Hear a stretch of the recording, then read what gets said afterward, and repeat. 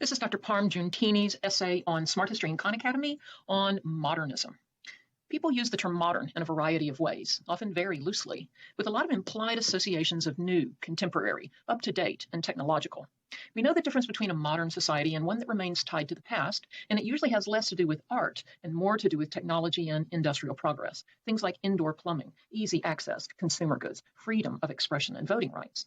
In the 19th century, however, modernity and its connection with art had certain specific associations that people began recognizing and using as barometers to distinguish themselves and their culture from earlier 19th century and before ways and attitudes. Chronologically, modernism refers to the period from 1850 to 1960.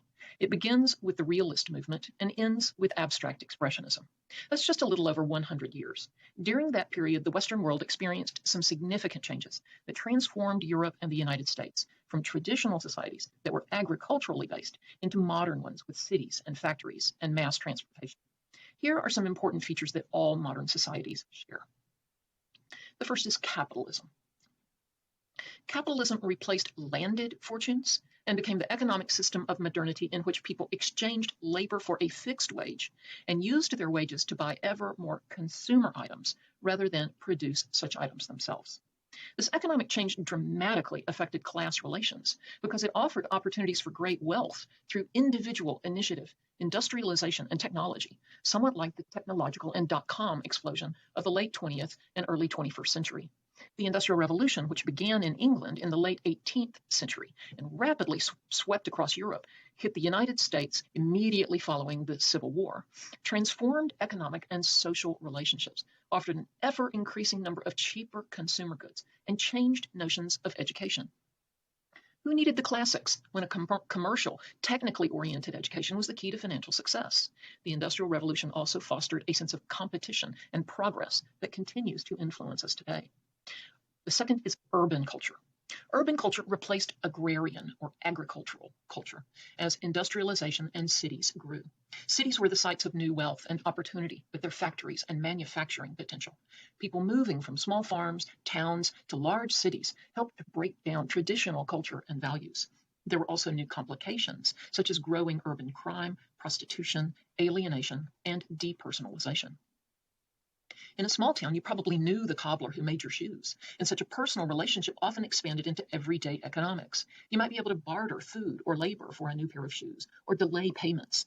These kinds of accommodations that formed a substructure to agrarian life were swept away with urbanization.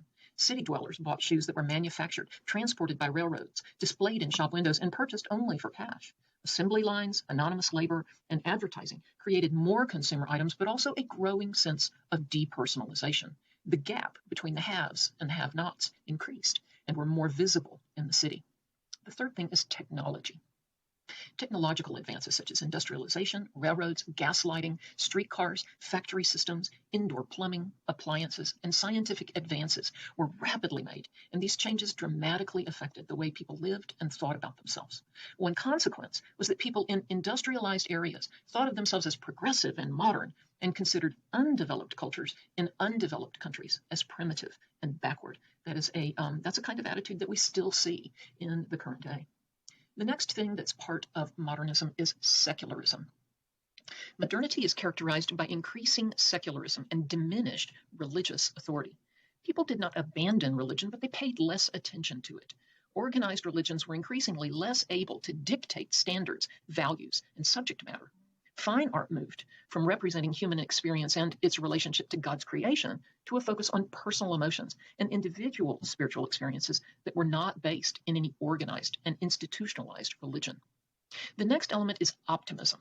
The modern world was extremely optimistic. People saw these changes as positive. They welcomed innovation and championed progress. Change became a signifier of modernity. Anything that was traditional and static signaled outmoded, old-fashioned, conservative, and was to be avoided by the new modern public. Modern Europe and the United States internalized these positions and used modernity as a way of determining and validating their superiority. The 19th century was also a period of tremendous colonial growth and expansion in the name of progress and social benefit, and all of these activities were spearheaded by newly industrialized Western countries. Many artists closely identified with modernity and embraced the new techniques and innovations, the spirit of progress, invention, discovery, creativity, and change. They wanted to participate in creating the modern world, and they were anxious to try out new ideas rather than following the more conservative guidelines of academic art. This is not to say that these mid-19th century artists were the first to challenge an older generation or set of ideas. Many academic artists had argued over formal issues, styles, and subject matter, but this was much like a good-natured agreement within a club. Everyone in the group agreed to disagree. The next element is a middle-class audience. By the mid-1850s, polite academic disagreements were being taken out of the academy and onto the street.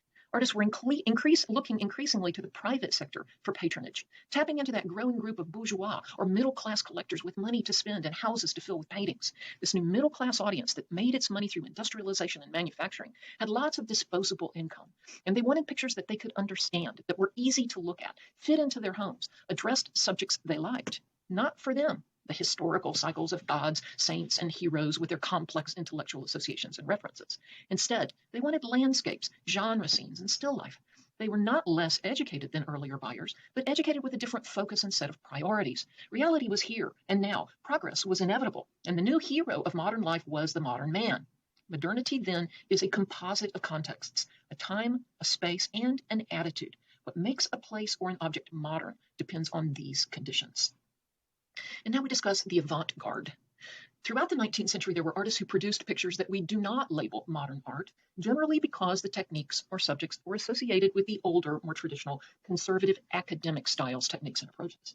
On the other hand, modern artists were often called the avant-garde. This was originally a military term that described the point man, the first soldier out, the one to take the most risk.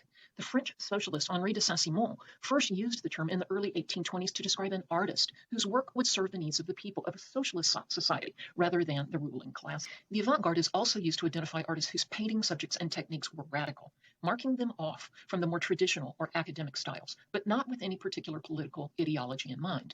Avant-garde became a kind of generic term for a number of art movements centered on the idea of artistic autonomy and independence. In some cases, the avant-garde was closely associated with political activism, especially socialist or communist movements. But in other cases, the avant-garde was pointedly removed from politics and focused primarily on aesthetics. The avant-garde was never a cohesive group of artists, and what was avant-garde in one nation was not necessarily the same in others.